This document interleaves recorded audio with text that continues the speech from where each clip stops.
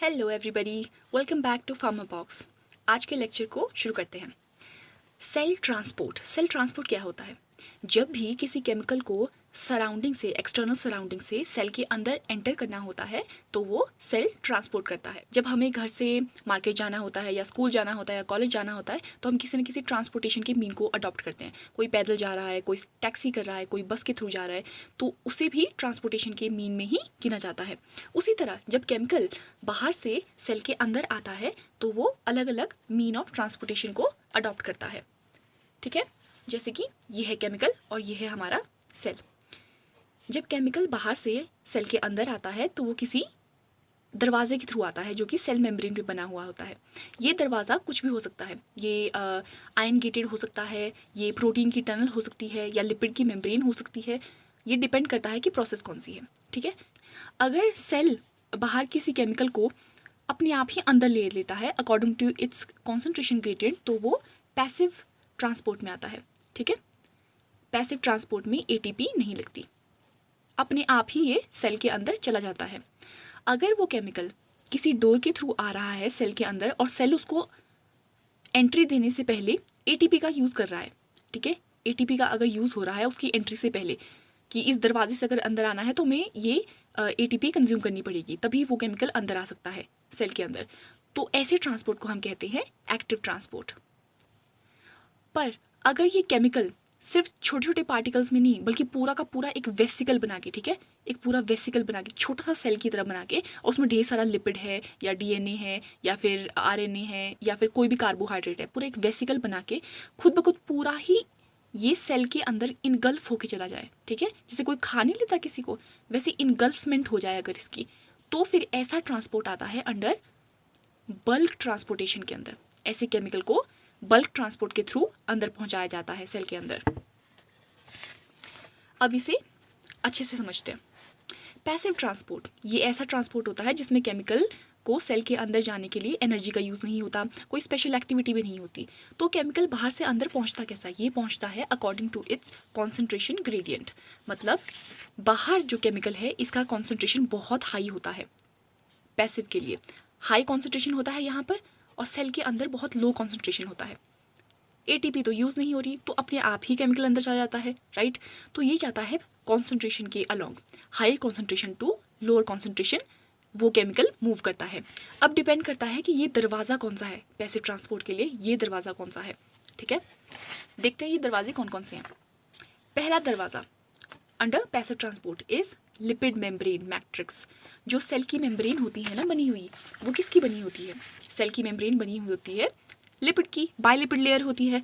तो कोई भी ऐसा केमिकल जो लिपिड सॉल्युबल है या फिर खुद लिपिड है, तो ऐसा जो सल्यूट होता है, ऐसा जो केमिकल होता है, वो खुद ब खुद ही सिंपल डिफ्यूजन के थ्रू हायर कॉन्सेंट्रेशन से लोअर कॉन्सेंट्रेशन में अपने आप पहुंच जाता है। और होते हैं हमारे पास वाटर सॉल्युबल या फिर वाटर मॉलिक्यूल्स, वो ओपन चैनल के थ्रू अंदर एंटर करते हैं। अगर बाहर कोई वाटर है या फिर वाटर सॉल्युबल केमिकल्स हैं, जैसे कि वाइटामिन्स होती हैं, जैसे वाइटामिन सी है, वो वाटर सॉल्युबल होती है। तो ऐसे कंपाउंड्स हमें ओपन चैनल के थ्रू सेल के अंदर आते हुए दिखते हैं। और ये ओपन चैनल बने किसके होते हैं? ये बने होते हैं टनल प्रोटीन के, और इनका स्पेसिफिक नाम है एक्वापोरिन्स या फिर वाटर चैनल। ये अलाउ करते हैं वाटर और वाटर सॉल्युबल की एंट्री को। इसमें ऑक्सीजन और कार्बन डाइऑक्साइड भी सेल के अंदर आ सकते हैं क्योंकि ये भी वाटर सॉल्युबल होते हैं। और ऐसी प्रोसेसेस जिसमें सॉल्वेंट या वाटर मूव करता है from higher concentration to lower concentration, उसे हम ऑस्मोसिस का नाम देते हैं। Next is very special case which is of facilitated diffusion.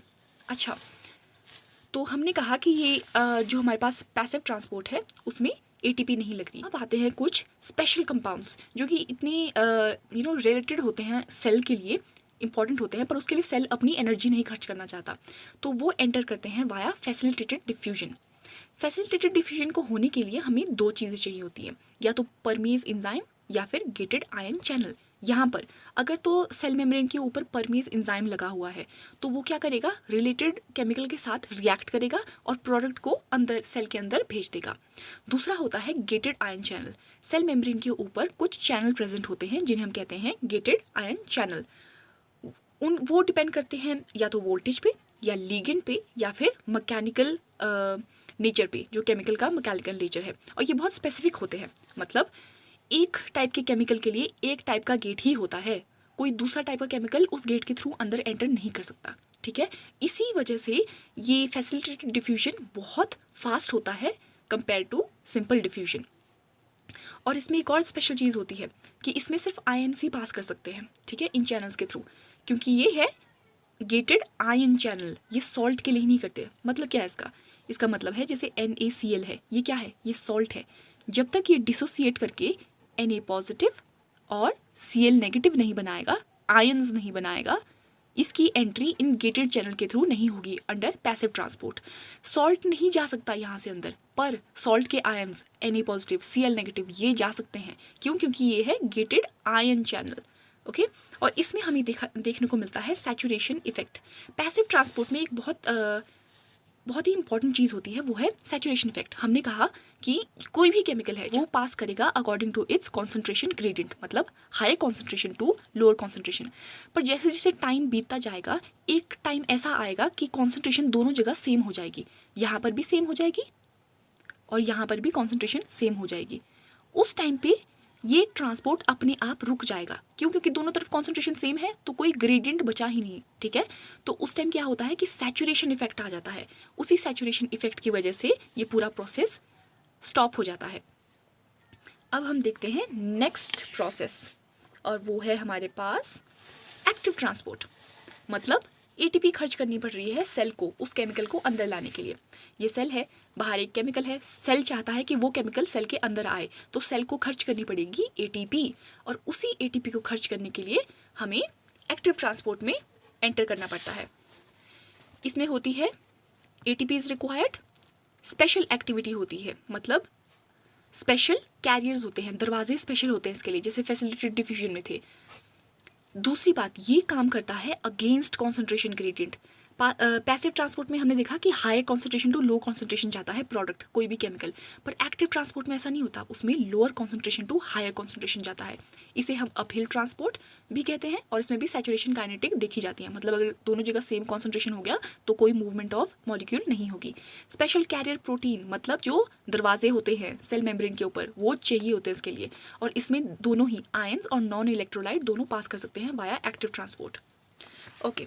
तो हमने कहा बाहर केमिकल है, सेल को चाहिए वो केमिकल अंदर रिक्वायर्ड है, और उसके लिए सेल अपनी ATP खर्च कर रहा है। पर ये ATP जा कहाँ रही है?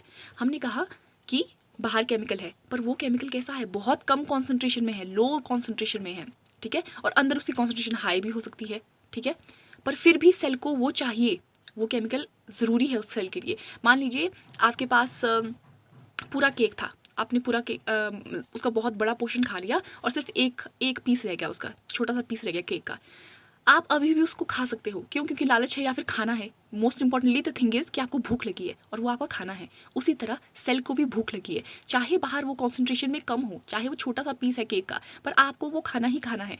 आपने ऑलरेडी बहुत ज़्यादा खा लिया है, बट डजेंट मैटर, आपको भूख लगी है और आप उसको खाना चाहते हो। तो उसी तरह ये केमिकल, अगर कोई भी केमिकल जैसे शुगर है, मान लीजिए वो बाहर छोटे से अमाउंट में प्रेजेंट है, पर है क्या? वो खाना है सेल का, इसलिए सेल को वो अपने अंदर चाहिए ही चाहिए। इसलिए सेल क्या करता है कि अपनी ATP को कंज्यूम करवा के उसे ज़बरदस्ती सेल के अंदर एंट्री करवाता है, ओके। तो इसी तरह हम देखते हैं कि एक्टिव ट्रांसपोर्ट में chemical lower concentration to higher concentration, मतलब अगेंस्ट ग्रेडियंट, हम अगेंस्ट कॉन्सेंट्रेशन जाते हैं, लो कॉन्सेंट्रेशन से हम हाई कॉन्सेंट्रेशन की तरफ जा रहे हैं। और अगर ऐसा काम करना है तो हमें ATP की रिक्वायरमेंट होती है, और इस काम को हम अपहिल ट्रांसपोर्ट भी कहते हैं, ओके। इसे एक एग्जाम्पल से समझते हैं। ये है हमारे पास कोई हिल, ठीक है, दिस इज अ हिल। ये कौन सा लेवल है? लोअर लेवल है, ठीक है। ये है लो कॉन्सेंट्रेशन दोनों जगह, यहाँ पे भी लो, यहाँ पे भी लो। हाई कॉन्सेंट्रेशन कहाँ पर होगी? यहाँ पर होगी हाई कॉन्सेंट्रेशन। आपके पास एक पत्थर है, यहाँ पर आप खड़े हुए हैं और आपके पास एक पत्थर है, आपको उसको पहाड़ी से नीचे फेंकना है, तो कितना जोर लगेगा? थोड़ा सा लगेगा जोर, राइट, ना के बराबर ही जोर लगेगा। ये पत्थर नीचे जा रहा है, तो कैसे जा रहा है? ये along the concentration, higher to low. तो ये कैसा ट्रांसपोर्ट हो गया? ये हो गया डाउन हिल ट्रांसपोर्ट। इसमें आपको एनर्जी लगानी पड़ी? कोई नहीं लगानी पड़ी, मतलब ATP नहीं लगी। तो ऐसे ट्रांसपोर्ट को हम कहते हैं पैसिव ट्रांसपोर्ट, जो हमने पहले पढ़ा है, जिसमें अलोंग द कॉन्सेंट्रेशन जाते हैं, कोई एटीपी खर्च नहीं होती, और डाउन हिल ट्रांसपोर्ट कहते हैं इसे। ये है दूसरा ट्रांसपोर्ट, यहाँ पे लो कॉन्सेंट्रेशन है और लो कॉन्सेंट्रेशन से हायर कॉन्सेंट्रेशन की तरफ जाना है, नीचे से ऊपर जाना है। मान यहाँ पर एक पत्थर है, इसे आपको हिल टॉप तक पहुँचाना है, तो जोर लगेगा ना, इसे धक्का मारना पड़ेगा तब जाके ऊपर पहुँचेगा। तो जोर लग रहा है तो क्या लग रही है, एटीपी लग रही है, राइट, एनर्जी लग रही है। और यहाँ से ऊपर जा रहा है तो मतलब क्या है, ये अप हिल ट्रांसपोर्ट। और ऐसी चीज़ें हमें कहाँ देखने को मिलती है, एक्टिव ट्रांसपोर्ट में। और कहाँ जा रहा है ये, लो कॉन्सेंट्रेशन से हाई कॉन्सेंट्रेशन, मतलब अगेंस्ट द कॉन्सेंट्रेशन ग्रेडियंट। जब भी हमें कोई चीज़ें किसी फोर्स के अगेंस्ट करनी है तो हमें एटीपी की ज़रूरत होती है। उसी तरह हमें एक्टिव ट्रांसपोर्ट में भी ज़रूरत है, क्योंकि हमें केमिकल लो कॉन्सेंट्रेशन से हाई कॉन्सेंट्रेशन में पहुंचाना है। और एक और काम होता है इस एटीपी का, ये क्या करती है कि जो हमारे पास मेम्ब्रेन में स्पेशल कैरियर प्रोटीन होते हैं ना, स्पेशल दरवाजे लगे होते हैं एटीपी के लिए, ये है कैरियर प्रोटीन, स्पेशल दरवाजे होते हैं फॉर एक्टिव ट्रांसपोर्ट। ये हमेशा बंद रहते हैं, पर जैसे ही उसके रिलेटेड केमिकल आता है ना, तो एटीपी जैसी कंज्यूम होती है, एटीपी कंज्यूम होते ही ये जो दरवाज़ा है ये खुल जाता है और उस केमिकल को एंट्री दे देता है अंदर, ठीक है। तो एटीपी के दो काम है, पहला तो ये अगेंस्ट द कॉन्सेंट्रेशन भेजता है केमिकल को, और दूसरा जो कैरियर प्रोटीन है उसका कॉन्फर्मेशन, उसकी शेप को चेंज करवाता है, मतलब दरवाजे को खोल देता है ताकि केमिकल बाहर से अंदर आ सके। तो ये तो हो गया हमारे पास एटीपी का काम। अब एक्टिव ट्रांसपोर्ट को भी हम दो चीज़ों में डिवाइड करते हैं, प्राइमरी ट्रांसपोर्ट और सेकेंडरी ट्रांसपोर्ट। प्राइमरी ट्रांसपोर्ट तो बिल्कुल सेम ऐसा ही है, जैसे मैंने अभी बताया ना आपको कि एटीपी कंज्यूम हो रही है, एटीपी कंज्यूम हो रही है ताकि बाहर से लो कॉन्सेंट्रेशन का केमिकल अंदर आ सके और साथ ही साथ दरवाज़ा भी खुल सके, ठीक है। ऐसे करके एटीपी अंदर आ गई। अब हम देखते हैं इसके एग्जाम्पल कौन कौन से हैं। प्राइमरी एक्टिव ट्रांसपोर्ट हमें देखने को मिलता है प्रोटीन पंप में, जो यूजली माइटोकॉन्ड्रिया में होता है और स्टमक में भी होता है, क्योंकि स्टमक में एसिड बनता है ना, ठीक है, वहाँ पर। दूसरा होता है हमारे पास सोडियम पोटेशियम एक्सचेंज पंप। ये कहाँ पे देखने को मिलेगा आपको, ये देखने को मिलेगा आपको नर्व्स में, जो आपकी नर्व होती है ना, वहाँ पे नर्व सिग्नल्स होते हैं। तो वो कैसे मेंटेन होते हैं, वो ऐसे मेंटेन होते हैं कि बाहर से पोटेशियम, ये कैरियर प्रोटीन है, ये यूजली बंद है, देखो ऐसे ऐसे बंद है, ये सेल के बाहर है पोटेशियम, पोटेशियम को बाहर से अंदर आना है, ठीक है। तो ये दरवाज़ा तो बंद है, तो जैसे ही ये आता है तो एटीपी सेल अपनी एटीपी को कंज्यूम करता है ताकि ये दरवाज़ा यहाँ से इसे पकड़े और अंदर से खुल जाए, ठीक है। इसने इसको पोटेशियम को पकड़ लिया और अंदर से खुल जाए। जैसे ये खुला तो इस सेल के अंदर आ गया, ठीक है, पोटेशियम सेल के अंदर आ गया। और फिर क्या किया इसने, एक्टिव ट्रांसपोर्ट कर दिया of potassium inside the cell. पर ये है क्या, ये है पोटेशियम सोडियम और पोटेशियम का एक्सचेंज पंप। तो जैसे ही बाहर से पोटेशियम अंदर आता है, ये अंदर की तरफ दरवाज़ा खोल देता है, राइट। पर अंदर से ये क्या पकड़ता है, सोडियम, जो सेल के अंदर का सोडियम होता है उसको पकड़ता है और बाहर को फेंक देता है। For 2 potassium 3 sodiums are kicked out of the cell. Secondary active transport क्या है, ओके, ये भी बहुत इंटरेस्टिंग है। अच्छा, एक होता है यूनिपोर्ट। यूनिपोर्ट का मतलब है कि एक डायरेक्शन में एक ही आयन आएगा, 1 ion at a time. 1 ion moves into the 1 direction at a time. जैसे पोटेशियम है ना, वो एक डायरेक्शन में एक बार आ रहा है, तो उसे हम कहते हैं यूनिपोर्ट। सेकेंडरी एक्टिव ट्रांसपोर्ट, ये क्या होता है, ओके, इसे भी हम एक एग्जाम्पल से पढ़ेंगे। हमने कहा कि सेल मेम्ब्रेन के ऊपर दीवारें, वो दरवाजे हैं, ठीक है, और ये दरवाज़ा बंद होता है जैसे ही हम एटीपी कंज्यूम करते हैं तो ये दरवाज़ा खुल जाता है। ओके, आपका दरवाज़ा था बंद, एटीपी हुई कंज्यूम, और एटीपी की वजह से, एनर्जी की वजह से आपने दरवाज़ा खोल दिया। यहाँ पे बाहर कोई केमिकल था खड़ा हुआ, ठीक है, इस केमिकल को अंदर आना था, तो ये केमिकल अंदर आ रहा है। पर जैसे ही ये केमिकल अंदर आ रहा है, इसके साथ कुछ और भी तो अटैच हो सकता है ना, जो इसको यूटिलाइज कर सकता है कि देखो गेट खुल गया, हम भी अंदर जा सकते हैं। इसके साथ इस केमिकल को पकड़ के एक दूसरा केमिकल भी आ सकता है, राइट। तो उसे हम कहते हैं सेकेंडरी ट्रांसपोर्ट, कि जाना तो इस केमिकल को था पर एक दूसरा केमिकल भी इस केमिकल के साथ चिपक कर अंदर एंट्री ले रहा है, ठीक है। जैसे आपने जब दरवाज़ा खोला ना, आपके मान लीजिए आपके घर कोई मेहमान आ रहा है, तो आपने अपने मेन गेट को खोला और उनको वेलकम किया कि आपका गेस्ट अंदर आ जाए, राइट। पर उन्हीं के साथ बाहर खड़े हुए मक्खी मच्छर भी तो अंदर आ सकते हैं ना, राइट। आपके साथ मस्कीटोज, उनके साथ मस्कीटोज भी अंदर आ सकते हैं। तो ये मस्कीटो जो होता है ये इनके साथ चिपक के अंदर आ सकता है। वैसे ही होता है हमारे पास सेकेंडरी एक्टिव ट्रांसपोर्ट में, कि जाना तो एक को था पर दूसरा वाला भी मुफ्त में ही आ जाता है। ओके, देखते हैं इसमें क्या होता है कि दरवाज़ा ऑलरेडी खुला हुआ है because of the energy generated from first primary active transport मतलब यूनिपोर्ट में जा रहा था, एक ही को ही अंदर जाना था, ठीक है। पर क्या हुआ कि दरवाज़ा खुला था तो दूसरे केमिकल ने भी सोचा कि अच्छा मौका है, मैं भी निकल लेता हूँ। तो वो दूसरा केमिकल दो तरीक़ों से आ सकता है, सिम्पोर्ट या फिर एंटीपोर्ट। सिम्पोर्ट का मतलब है जैसे ये है ना हमारे पास सोडियम है, सोडियम को अंदर आना था, इस चैनल के थ्रू सोडियम को इंटेस्टाइन से अंदर आना था, पर क्या होता है ग्लूकोज भी उसके साथ लग जाता है और अंदर आ जाता है, राइट। एंटीपोर्ट, एंटीपोर्ट होता है ऑपोजिट डायरेक्शन में। सिम्पोर्ट में दोनों केमिकल एक ही डायरेक्शन में जाते हैं, और एंटीपोर्ट में जैसे दरवाज़ा खुलता है तो एक केमिकल तो अंदर आता है पर दूसरा केमिकल बाहर निकल जाता है। जैसे कि यहाँ पे क्लोराइड अंदर आ रहा है ना, पर ये बायोकार्बोनेट सेल से बाहर जा रहा है। और ऐसा देखने को मिलता है हमें ब्लड के रेड ब्लड सेल्स में। अगर इन्वायरमेंट में ऑक्सीजन ढंग की नहीं है तो हमारा जो एक्टिव ट्रांसपोर्ट है वो कम हो जाता है। साथ ही साथ अगर टेम्परेचर कम हो जाए तो भी ये कम हो जाता है। और एक और चीज़ होती है, इसकी में पॉइजनिंग हो जाती है। जैसे कि अगर कोई मेटाबॉलिक इनहिबिटर्स आ जाए, जैसे साइनाइड है, तो वो क्या करता है कि इन कैरियर प्रोटीन को, मतलब उन दरवाजे को ब्लॉक कर देता है, हमेशा के लिए बंद कर देता है। और अगर वो दरवाजे हमेशा बंद हो गए तो क्या होगा, ट्रांसपोर्ट होगा ही नहीं, right. Next we have bulk transport. अब बल्क ट्रांसपोर्ट में क्या होता है, हमने कहा कि ये हमारे पास, पहले हमने पैसिव और एक्टिव ट्रांसपोर्ट पढ़ा, राइट। तो उसमें क्या होता है कि पार्टिकल्स जा रहे होते हैं केमिकल के बाहर, जो केमिकल होता है ना उसके धीरे धीरे करके पार्टिकल जाते हैं। पर बल्क ट्रांसपोर्ट में क्या होता है कि जितना भी केमिकल बाहर प्रेजेंट है ना, जितना भी है, चाहे वो 1 ग्राम हो चाहे वो 2 ग्राम हो, वो पूरा का पूरा केमिकल एक साथ जाएगा सेल के अंदर, बल्क में जाएगा, मतलब ढेर सारे मास में जाएगा। उसे हम कहते हैं bulk transport. So a large sum of substance is transported into the cell. तो जाएगा कैसे? सबसे पहले हमें जो भी केमिकल है उसे पैक करना पड़ता है एक वेसिकल के अंदर, एक मेम्ब्रेन के अंदर, और उसे हम कहते हैं कैरियर वेसिकल। तो अगर हम कोई केमिकल, इतना बड़ा केमिकल, राइट, मास में अगर केमिकल बाहर से अंदर जा रहा है तो उसे हम कहते हैं एंडोसाइटोसिस। क्यों? क्योंकि वो सेल के अंदर जा रहा है। अगर कोई ज़्यादा केमिकल सेल के अंदर से बाहर जा रहा है तो उसे हम कहते हैं एक्सोसाइटोसिस।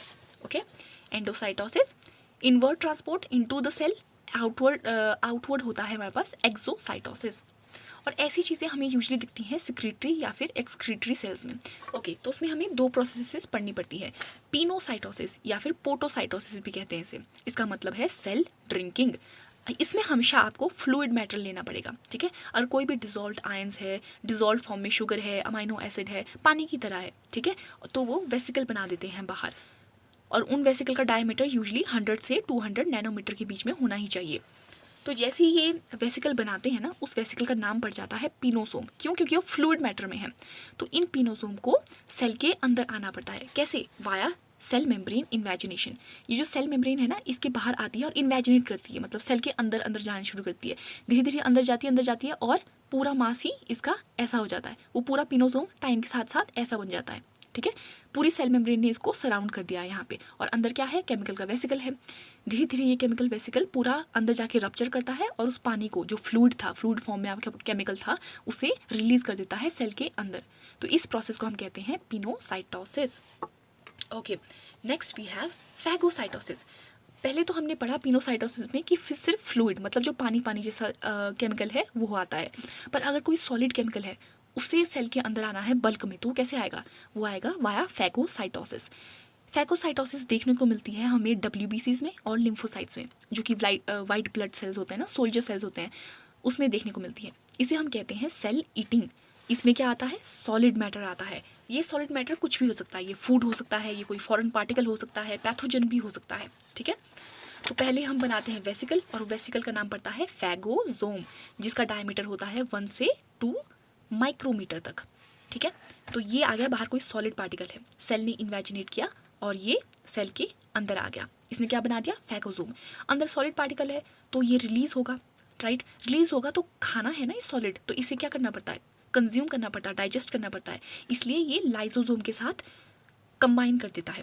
लाइसोसोम में होते हैं ढेर सारे हाइड्रोलिटिक एंजाइम्स। अच्छा, अगर कोई एंजाइम है तो क्या करेगा? फूड को तोड़ेगा ना। तो जैसे ही इसके साथ फ्यूज़ होता है तो ये बनाता है डाइजेस्टिव वैक्यूल। वहाँ पे जितना भी सॉलिड पार्टिकल होता है केमिकल का, वो टूटता है सिंपल कंपाउंड में और सेल उसे डाइजेस्ट कर लेता है। अच्छा, डाइजेशन के बाद क्या होता है कि उसमें कुछ ना कुछ एक्सक्रीटरी प्रोडक्ट तो बनेगा ही। जैसे हम खाना खाते हैं तो हमें वॉशरूम तो जाना ही पड़ता है, तो उसी तरह सेल के अंदर भी टॉक्सिक अनडाइजेस्टेड मटेरियल बनता है तो उसे सेल को बाहर फेंकना पड़ता है, क्योंकि सेल को चाहिए नहीं वो, और वो हार्मफुल भी होता है, टॉक्सिक होता है, तो सेल उसे बाहर फेंकता है bye releasing it into the environment, और उस प्रोसेस को हम कहते हैं ईफैगी। ईफैगी का मतलब होता है cell vomiting. Next we will be studying about cell junction. Junction का मतलब होता है मिलाना, कनेक्ट करना दो चीज़ों को, ठीक है। तो सेल जंक्शन हमें देखने को मिलते हैं, या तो दो सेल होते हैं, ठीक है, ये दो सेल है, इनके बीच का जो ये जंक्शन बनता है, राइट, या तो दो सेल के बीच में बनेगा जंक्शन, या फिर बनेगा सेल प्लस सेल की बेसमेंट लेयर, ओके, जिसके ऊपर सेल बैठा होता है, किसी ना किसी के ऊपर तो बैठा होगा ना सेल, ऐसे हवा में तो उड़ता नहीं है सेल, राइट। तो ये सेल की जो बेसमेंट लेयर है और सेल है, उनके बीच का कनेक्शन या फिर दो सेल के बीच का कनेक्शन जो होता है वो बनाता है सेल जंक्शन। अच्छा, सेल जंक्शन काम करता है स्ट्रक्चरल और फंक्शनल लिंक का।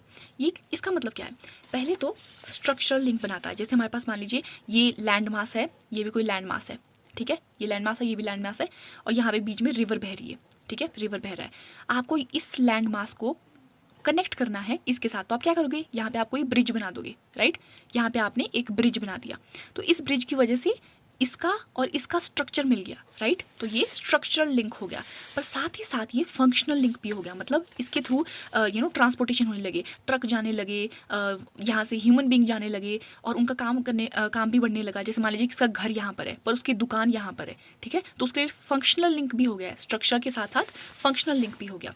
तो उसी तरह सेल जंक्शन भी सेल को साथ में मिलाते तो हैं, पर साथ ही साथ उनको कम्युनिकेट भी करते हैं, तो मतलब फंक्शनल लिंक की तरह भी काम करते हैं।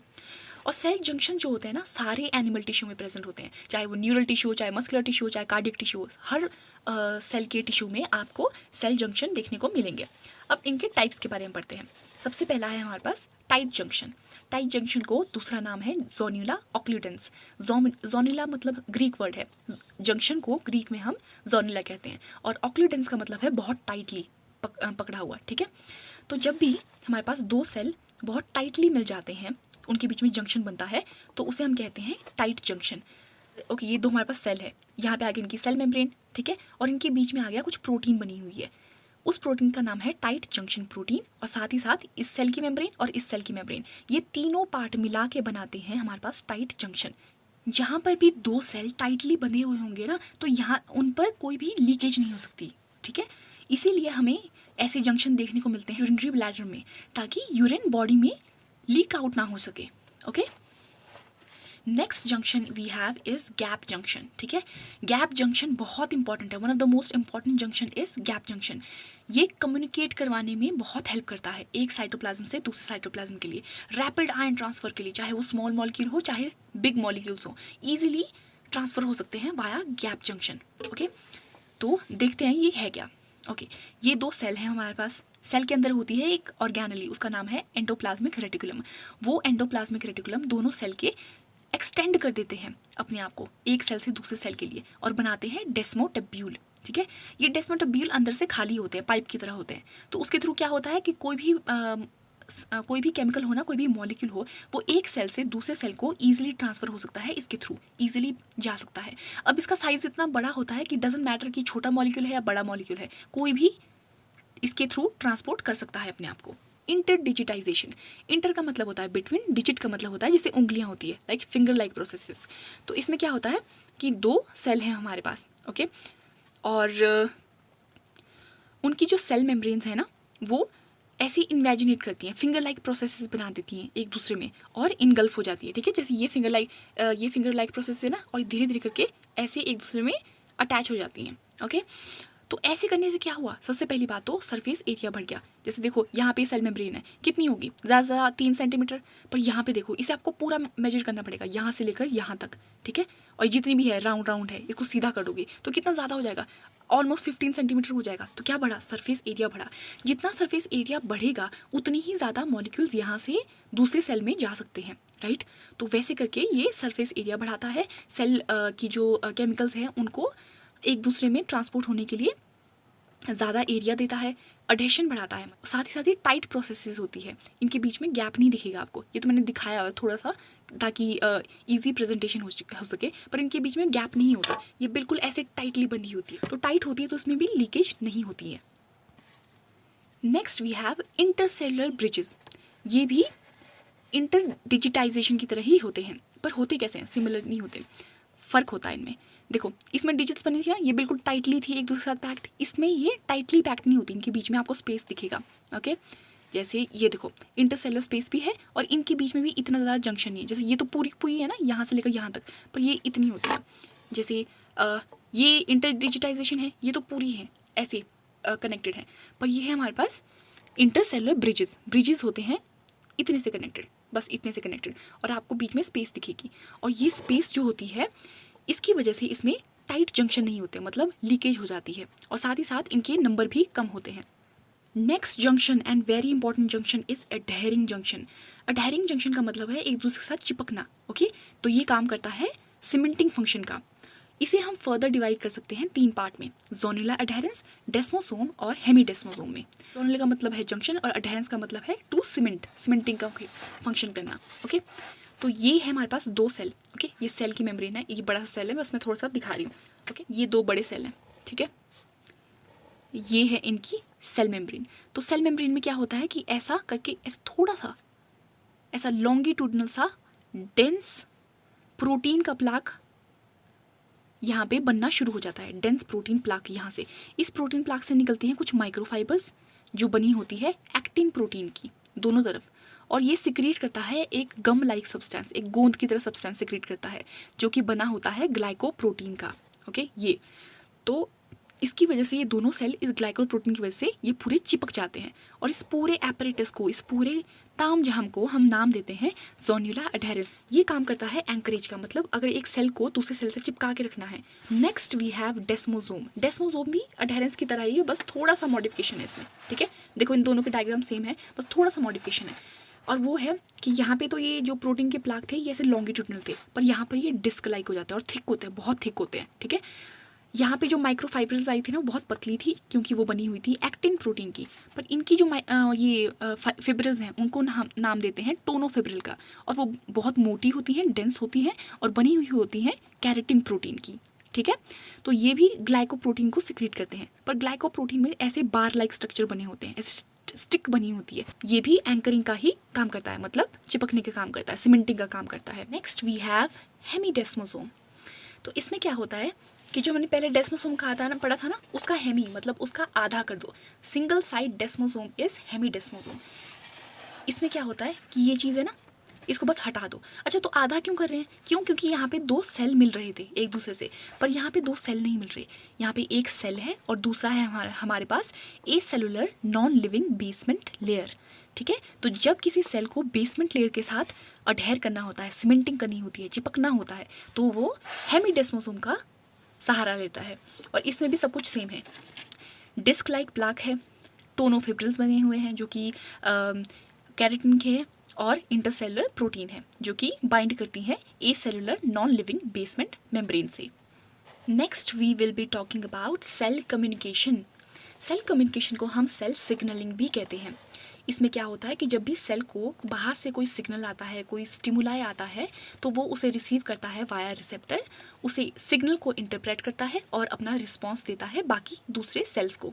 तो ये पूरी चीज़ें हमारे पास आती हैं सेल कम्युनिकेशन में, और ये बहुत बड़ा कंपोनेंट बनाता है इम्यून सिस्टम का। जो सेल के होते हैं ना, अब हमारे इम्यून सिस्टम में जो कि बॉडी के डिफेंस और सर्वाइवल में हेल्प करते हैं, उसके लिए सेल कम्युनिकेशन बहुत ज़्यादा ज़रूरी होती है। सेल की नॉर्मल फंक्शनिंग, होमोस्टैसिस मेंटेनेंस के लिए भी सेल कम्युनिकेशन का बहुत बड़ा हाथ होता है। इसकी हमें करनी है क्लासिफिकेशन। कम्युनिकेशन को हम ग्रीक वर्ड में ही बोलते हैं क्राइन। ठीक है, इसे हम जब पढ़ेंगे ना, तो सबसे पहले आप ये चार्ट बना दो कि इतनी कम्युनिकेशन पढ़नी है हमें।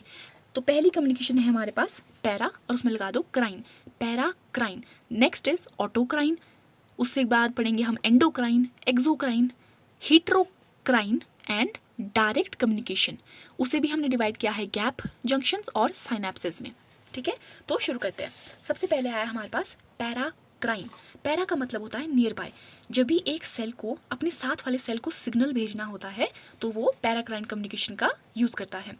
ओके, तो इसमें क्या होता है, ये सेल है, इसने अपने अंदर कोई केमिकल बनाया जो कि सिग्नल की तरह काम करेगा, और ये सिग्नल जाएगा दूसरे सेल के लिए ताकि उसको कम्युनिकेट कर सके अपनी बात।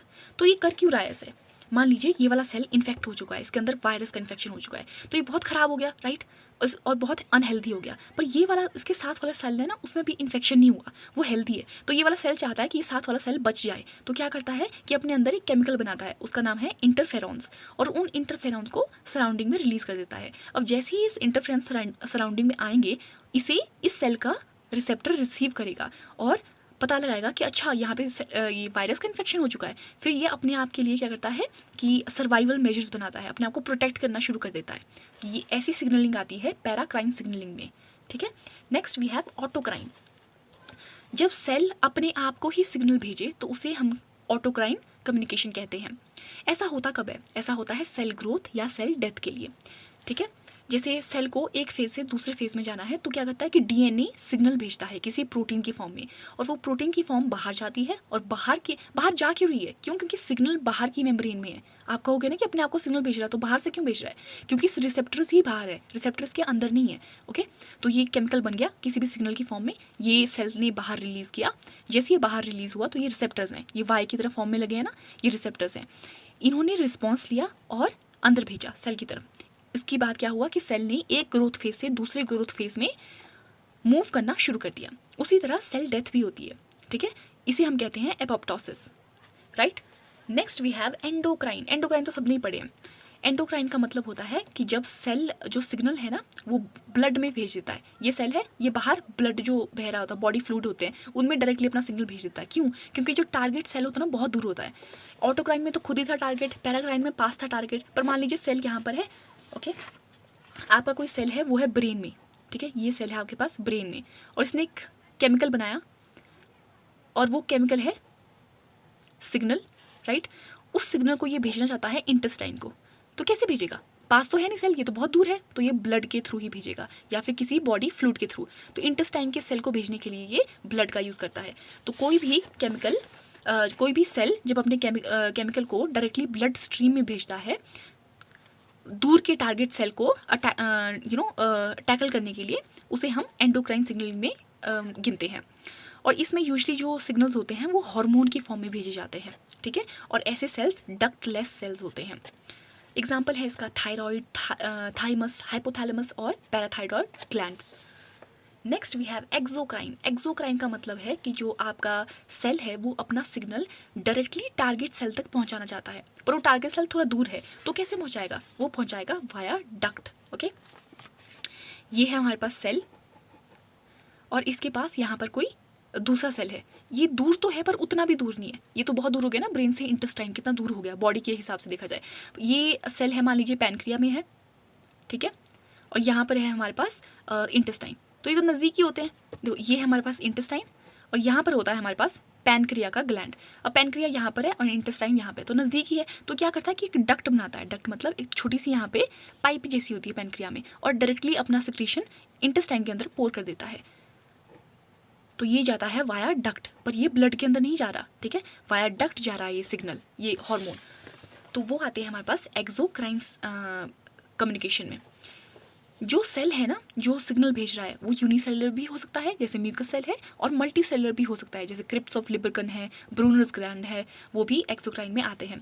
साथ ही साथ हमारे salivary gland, tear gland, sweat gland, oil gland, gastric, intestinal और मेमोरी ग्लैंड, ये सारे एक्सोक्राइन ग्लैंड के हिस्से हैं, एक्सोक्राइन ग्लैंड के पार्ट्स हैं। हीट्रोक्राइन कम्युनिकेशन बहुत ही स्पेसिफिक कम्युनिकेशन है। हीट्रो का मतलब है डिफरेंट टाइप्स। तो हीट्रोक्राइन कम्युनिकेशन में एंडोक्राइन और एक्सोक्राइन दोनों ही पार्ट इन्वॉल्व होते हैं। जैसे कि पैनक्रिया है, पैनक्रिया में से इंसुलिन आती है हार्मोन, तो वो आ गया एंडोक्राइन का पार्ट। पर पैनक्रिया से पैनक्रियाटिक जूस भी आता है, ठीक है, और वो डक्ट के थ्रू जाता है, तो वो एक्सोक्राइन पार्ट हो गया। तो ऐसे ग्लैंड जो एंडोक्राइन भी शो करते हैं और एक्सोक्राइन कम्युनिकेशन भी शो करते हैं, वो बनाते हैं हीट्रोक्राइन ग्लैंड को। नेक्स्ट एग्जाम्पल है इसमें गोनाड्स, ठीक है, मेल में टेस्टिस और फीमेल में ओवरीज, ये भी हीट्रोक्राइन ग्लैंड बनाते हैं। इन हीट्रोक्राइन ग्लैंड को फर्दर डिवाइड किया गया है based upon its mode of secretion, ठीक है। ये मोड ऑफ सिक्रीशन हो सकते हैं मेरोक्राइन, एपोक्राइन और होलोक्राइन। बहुत इंपॉर्टेंट है, ठीक है, यूजुअली मिलते नहीं है आपको बुक्स में, बस कुछ नोट्स होते हैं ना बनाए, उन्हीं में मिलेंगे आपको। तो देखते हैं मेरोक्राइन्स क्या है। मेरोक्राइन का मतलब है जब हम सिंपल डिफ्यूजन से भेजते हैं, ये सेल है, सेल ने केमिकल बनाना शुरू कर दिया जो कि सिग्नल की तरह एक्ट करेगा। धीरे धीरे और बनना शुरू हो गया, देखो यहाँ पे कम है ना, यहाँ पे ज़्यादा बन गया, यहाँ पे बहुत ही ज़्यादा हो गया। तो अब ये क्या करेगा, यहाँ पे हाई कॉन्सेंट्रेशन हो गया, ये बाहर को सिग्नल भेजना चाहता है, तो अब भेज रहा है इसे via simple diffusion, high concentration to low concentration, जो कि होता था पैसिव ट्रांसपोर्ट में, वाया डिफ्यूजन भेज रहा है। ऐसा होता है स्वेट ग्लैंड, सलाइवरी ग्लैंड और गॉबलेट सेल्स में। Next we have apocrine. Apocrine का मतलब है कि सेल ना खुद ही अपना छोटा सा पार्ट जो है ना ब्रेक ऑफ कर देता है, ठीक है। वो कैसे होता है, ये सेल के अंदर केमिकल सिग्नल बनना शुरू हुआ, धीरे धीरे उसने अपना वेसिकल का रूप लेना शुरू कर दिया और फिर पिंच ऑफ हो गया, और ये पूरा पूरा सिग्नल की तरह एक्ट करेगा टारगेट सेल के ऊपर। तो इसे हम कहते हैं एपोक्राइन, जब सेल खुद ही टूट के एक वेसिकल बनाए और सिग्नल भेजे। Next we have holocrine. Holocrine में क्या होता है कि पूरा सेल ही सिग्नल की तरह काम करता है, ठीक है। ये देखो यहाँ पे सेल में थोड़ा थोड़ा केमिकल बनना शुरू हुआ और पूरा ही केमिकल बन गया, अब ये खुद ही पूरा वेसिकल की तरह बनेगा और पिंच ऑफ हो जाएगा अपने टिश्यू में से और सिग्नल की तरह अपने टारगेट सेल तक पहुँचेगा। ऐसा देखने को मिलता है हमें ऑयल सेल्स में, डायरेक्ट कम्युनिकेशन, ओके। इसमें क्या होता है कि सिग्नल डायरेक्टली पहुंचता है अपने टारगेट तक, और ये सबसे फास्टेस्ट वे ऑफ कम्युनिकेशन होता है। पर इसमें जो सिग्नल होता है ना, यूजली माइक्रो सेकेंड में पहुंच जाता है, ठीक है, बहुत फास्ट पहुंचता है इसमें। डायरेक्ट कम्युनिकेशन में हमारे पास दो टाइप्स आते हैं, गैप कम्युनिकेशन और साइनैप्स।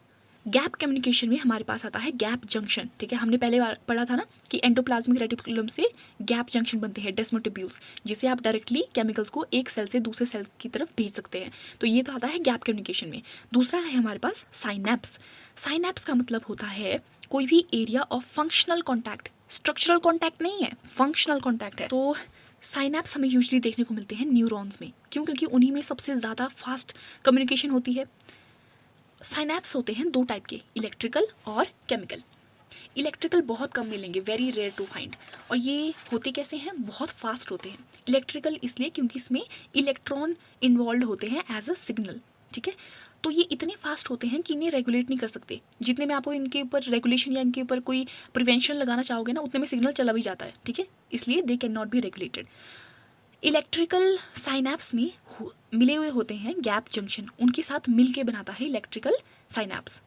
ये हमें देखने को मिलते हैं आईज के लेंस में और कार्डियक मसल में। और इलेक्ट्रिकल साइनैप्स में हमें गैप जंक्शन देखने को मिलेगा, मतलब एक पूरा स्ट्रक्चर है बना हुआ, ठीक है।